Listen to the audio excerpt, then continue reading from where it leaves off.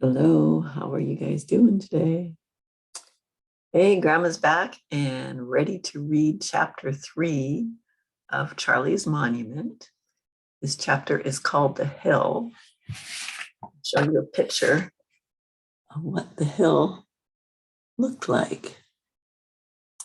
Now remember, to this point, Charlie's mom has just died, and the townspeople have given him the job of being a lookout to protect them from the Indians.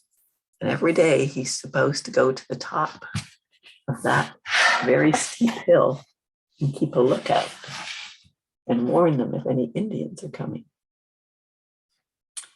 In the pre-dawn darkness, Baldy loomed high like an ancient fortress, black and impenetrable against the star-shrouded desert sky. The hill, a steep and erratic old butte, was a little over 500 feet in height. It had been given its name because of its vegetation-free summit. From its top, one could see for several miles in any direction. The town, much less than a mile from the base of the hill, was especially in view. Charlie stood at the foothill for some time, contemplating the best place to begin his climb.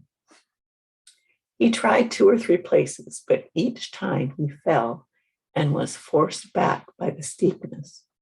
At length, breathing heavily, he rested against a clump of fragrant sage. He now realized that his promise to the mayor the day before had been prophetic. If he was going to get to the top of Baldy at all, he was going to have to crawl to do it. So, on his one hand and knees, he began to inch his way up the hill. In the darkness, he couldn't tell the difference between a rock outcropping and a clump of prickly pear cactus. Oh dear. Several times, the sharp spines jabbed into his hand. Because he had to hitch and pull himself upward with one hand, it sustained great punishment, so much so that before long, Charlie was sobbing in time with his labored breathing and pounding heart. At last, racked with pain, Charlie reached the rim rock, a vertical wall, straight up and down, about 10 feet high, that served as his last obstacle.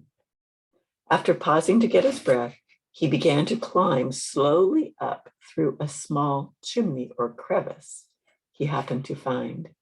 Using his legs and back as a wedge to maintain his position, he found a handhold and inched himself up. Carefully then he located another handhold, and gradually and slowly he pulled himself up until at last he heaved his body over the top. He lay quietly until his brain stopped swirling and his breathing was back to near normal. And then he sat up to examine the damage. His hand was torn and bloody. Some of the cactus thorns were deeply embedded. His only pair of overalls were in shreds from his knees down, and his knees and legs were terribly lacerated. He had fallen so many times that they blurred together in his memory. And once, as he was sliding backward down the hill, he had smacked his head so hard against a boulder that he had lost consciousness for a moment.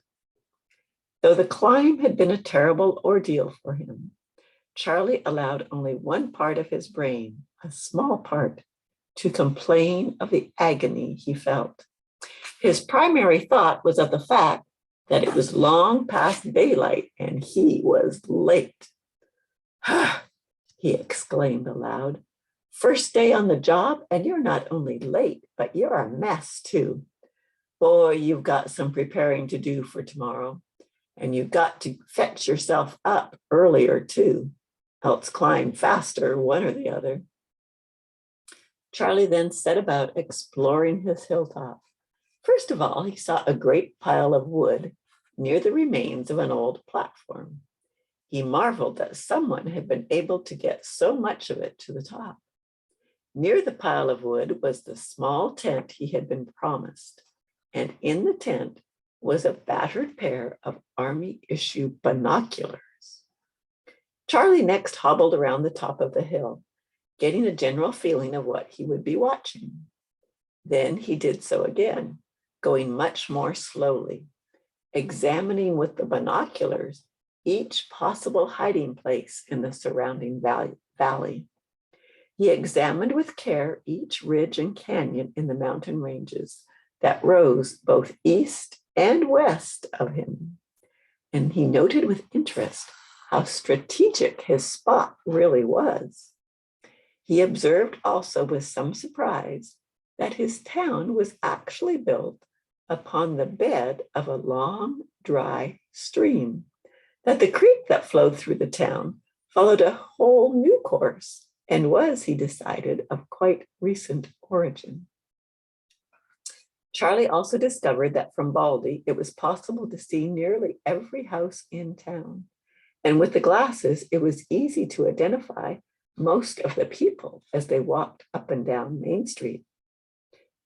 For some time that first day, he watched the people, and he felt a sense of exhilaration in being able to see and yet be so unobserved. At noon, Charlie ate the small lunch he had prepared. Then, during the afternoon of that first day, he worked out a regular routine of patrol that he could follow so that every little while he would be able to check each point on the compass and all areas in between. Finally, late that afternoon, he gave some attention to the sides of his hill, hoping to locate the best route for climbing. He was soon certain that there was no easy way, but the side opposite the town offered perhaps the safest path, and the rimrock on that side had large gaps in it that he could climb through. Carefully, Charlie observed every foot of what was to be his trail, attempting to memorize every rock, brush, juniper, and gully that might be in his way. With nightfall of that first day came another ordeal. Charlie was forced to crawl back down the hill, and he had to go part of the way head first in order to feel where he was going. The strain on his arm and shoulder was terrific. That descent was one long series of falls to the bottom, and all the cuts and bruises of that morning cried out in renewed agony. Late that afternoon, a very sore, tired, and bloody young man shuffled into the sheriff's office to make his first report. Within 20 minutes, he was in his own bed, sound asleep. Charlie was worn out.